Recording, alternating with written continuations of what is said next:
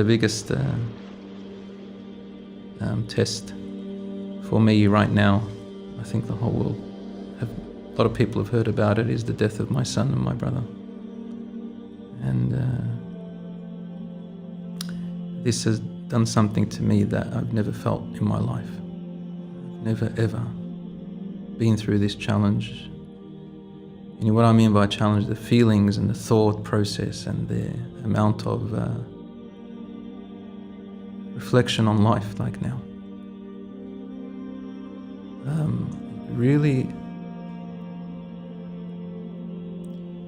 Really makes you understand the word inna lillahi wa inna ilayhi raji'un. Suddenly, nothing around you is worth stressing too much about, or spending too much time about it. Everything around you now, you look at a way of how to turn it into something beneficial for others, for yourself, and for the hereafter. And the money didn't mean much after that. My brother was. It's the first time I talk now about Hamza about it. Like in a bit of detail. He had a business growing for him, and I think he was going to become a millionaire in a couple of years. He was so successful, and only because of his character, people loved him. He's really young and beautiful to get along with. He was a very honest person. And my son, so he died in front of me, my son, while I was giving him CPR. And he was very peaceful. I thank Allah subhanahu wa ta'ala. This word thanks has more of a meaning right now. Thank you, O Allah, for the past that you gave me. Thank you, Allah, for the past that you prevented from me, the bad things. Thank you, Allah, for giving my son and my brother and teaching me love, and now connecting me to something else. Thank you, Allah, for the future that you will give me, and the things that you are going to keep away from me in the future, because I know that you know that will harm me. Thank you, Allah. You've given me my son and taken him for a reason, a purpose that you only know within your wisdom, and I rely on you. It has increased my iman, of course, and people around us. Akhi Abu Hamza, two moments in my life, I think, I dream about them all the time now, and I don't think there's anything that's more important than them. The moment my son's soul escaped, and my brother's, and the moment I buried them. It's like death had no respect for me. Who cares if you're his father? Who are you? This is not your business. This is not your business. How I felt. It's like, don't you see I'm here? I'm his dad. He doesn't belong to you, Bilal. It belongs to Allah. And if you do trust in Allah, now's the time for you to prove it to yourself. What are you going to think about Allah right now? Allah is Arhamur Rahimi. Maybe this was the best time for them to leave. Maybe I stayed for a reason, Allahu A'lam. And the moment that they were buried, I was in the grave, and I felt like bashing my head on the walls. I wanted to die with them. I looked at my son, I said, my hands, how can you put your son in the ground? How dare you? You're the father, you're supposed to be protecting him. You're supposed to, you promised him things. I promised my son, Dad, no, I'm not always going to be there for you, so I'm going to teach you to stand on your own 2 feet. But then I remembered Rasulullah sallallahu alaihi wasallam.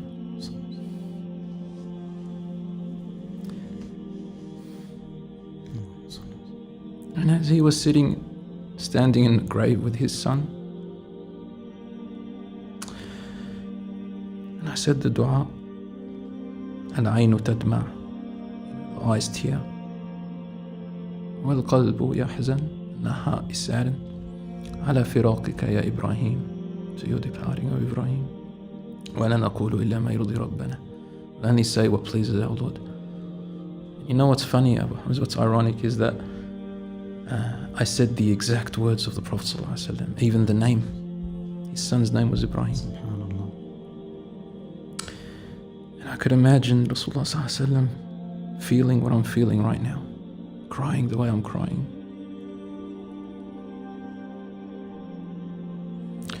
I got stronger a little bit then. I said, Ya Allah, unite us again with Rasulullah sallallahu alaihi wasallam. And I had to walk away, Abu Hamza. You have to walk away. There my brother and son sat there. They just lied there.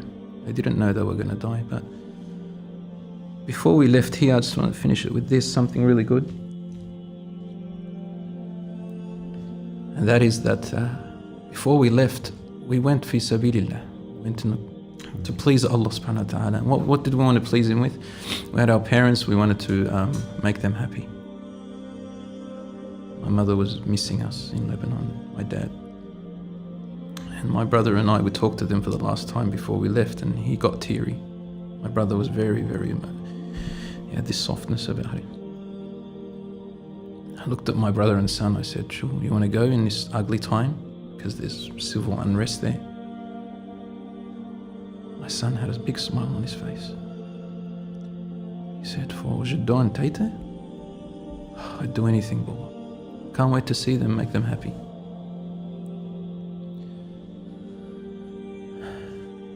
We shook hands and we said, okay, let's make our intention right now. We're going to please Allah subhanahu wa ta'ala. Because if we die there, inshallah, we die shuhada. Inshallah, ya Rabbi.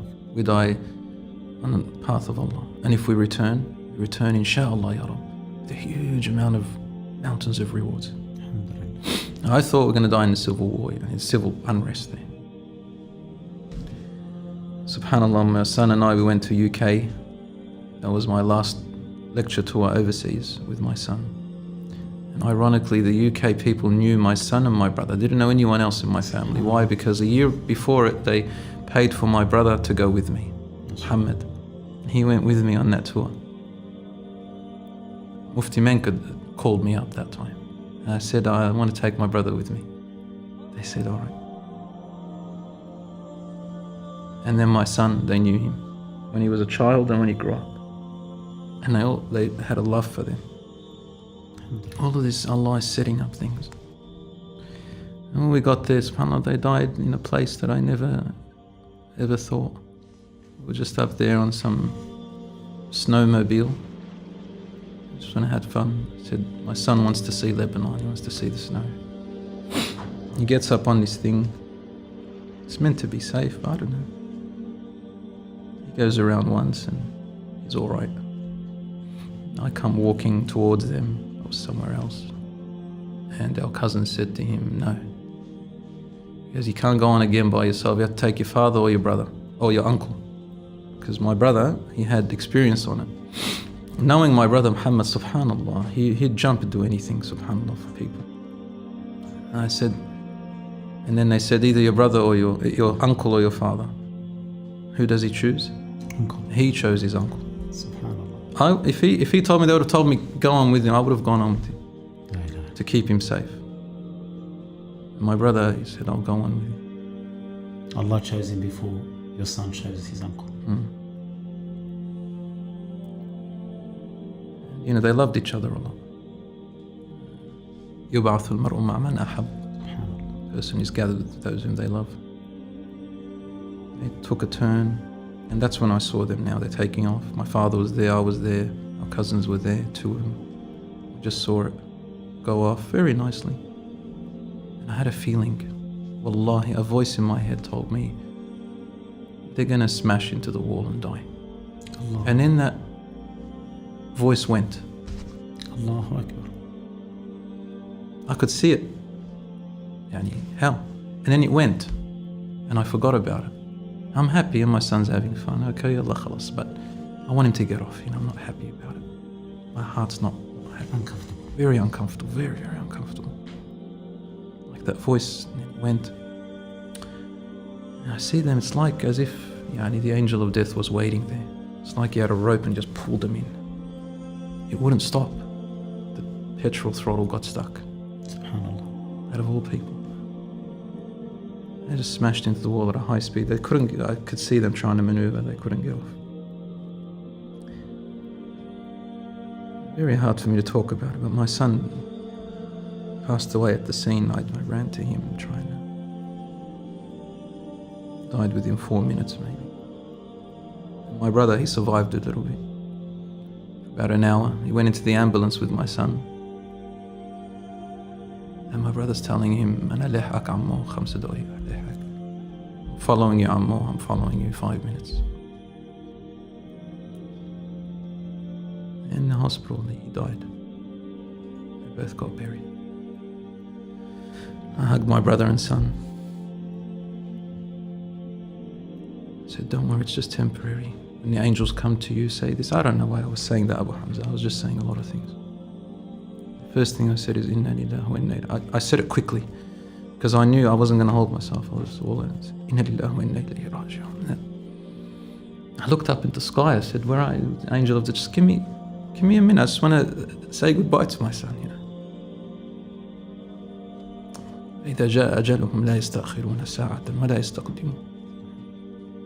خلاص, this Allah, and I think well of him, subhanahu. And inshallah, this is not the last time. I hope inshallah my brothers and sisters around the world can make dua for them. He went to Umrah this year as well. Alhamdulillah, a few masjids here in Melbourne prayed the prayer of the absent on them. May Allah subhanahu wa ta'ala grant them al-firdaus. And subhanallah, it's like really a major adversity took place when this happened. We're all in a state of shock, knowing how young your son is, and your brother, he's the youngest of them. And I grew up with them basically. May Allah subhanahu wa ta'ala have mercy upon them and give you and your family patience. How does it feel now that this month of Ramadan, not with your son or your younger brother? You know, Abu Hamza, before a tragedy happens, when we think about it,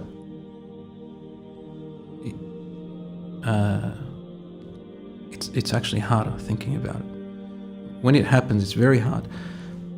But I swear by Allah, something comes down. It's called the ma'iyya of Allah. Allah gives you support. Like, it doesn't happen before.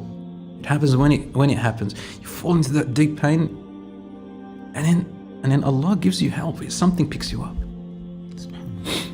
A sakina, comes and picks you up. And you're about to fall, and then something picks you up. And Allah shows you things. It doesn't let you go. It gives you beautiful dreams. I've seen 3 dreams, I believe they're righteous. I've seen a lot of takhbis and all that. Takhbis means like different dreams. I know they're from my subconscious, but 3 of them, they were clear, they were short. I can remember every. It's the first one I saw. Is a week later, I'm telling about Ramadan, how Allah subhanahu brings help for Muslims. He brings ma'iyya. I wasn't eating for a week, and then I wasn't eating. I was losing weight. I didn't shower for a week. I couldn't sleep, nothing. And just salat, munajat, calling out to Allah to save me.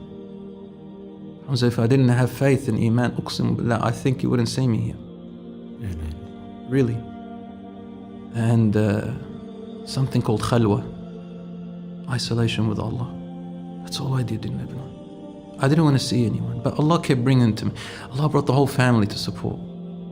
Mashayikh, people. And the love was amazing. I can't believe the whole world was talking about it and making dua for them, praying for them. My son used to say, Baba, when I die, I want a lot of people to pray on me, and I want my grave flat. Subhanallah. Because his grandfather, his mother's father, may Allah assist his mother and and their family as well. Obviously, they're going through a lot of pain. Not just me, but when his grandfather died, he said, Baba, I want my grave flat and a lot of people to pray on me.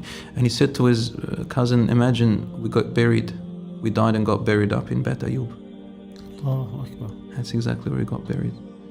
But Allah brings you these things. Like I found these out. I remembered them, his cousin would tell me something. These dreams would come in. 1 week later, I saw a dream. I used to say, Ya Allah, just please show me a sign. Just, Ya Rab, ru'uf bi. Just give me some comfort. Ya Rab, comfort, yani. Be kind and compassionate to me, Ya Allah. And to my parents, I can't do this. I wasn't coming back, khalas. Ya Rab, show me something. And I see in my dream that time. Saw my son. Beautiful people come to me and say, you have to eat in the dream. And I said, look, we got this food. They brought me to this nice restaurant and there was food in front of me. And they all said, stand aside, just don't, give him some comfort. To me, there was a big chair next to me, beautiful chair, in the dream. And I see my son walking in. Same clothes he died in, same everything. He walked to me, he had a partial smile and he hugged me and I hugged him. I could feel his bones, I could feel his skin, I could feel his clothes, I can hear everything, I can smell him. Like now, I knew I was, that he was dead, but I didn't know I was dreaming. Everything was real. And I grabbed him and I said, Baba, where are you? He said, I'm there, Baba, you know I'm there. And I said, oh, yeah, it's like it doesn't want to upset me, but he knows he's gone. And I said, how are they treating you? I want to know, did he go here or there? I want to know, am I going to see him in Jannah or not? Am I going to go to Jannah? Is he going to be my Shafi, or what's going to happen to us? He said, they're okay, Baba, they're okay. They're nice people. And I turned to the people and I said, don't think I'm crazy in the dream. They smiled and said, Brother Bilal, no one here thinks you're crazy. I said, Hamoud, is he good, my brother? He's good. And he sat down on that chair next to me. And I woke up. These things, Allah brings them to you. You pray to Allah at night. Night prayers have been the most sweetest thing. You know, before this, night prayers but this time, Allah, they're sweet. Khalwa with Allah is sweet. No. We talk about it, but you don't know until you do it. I can't tell you. You have to do it. You have to want to do it. So true.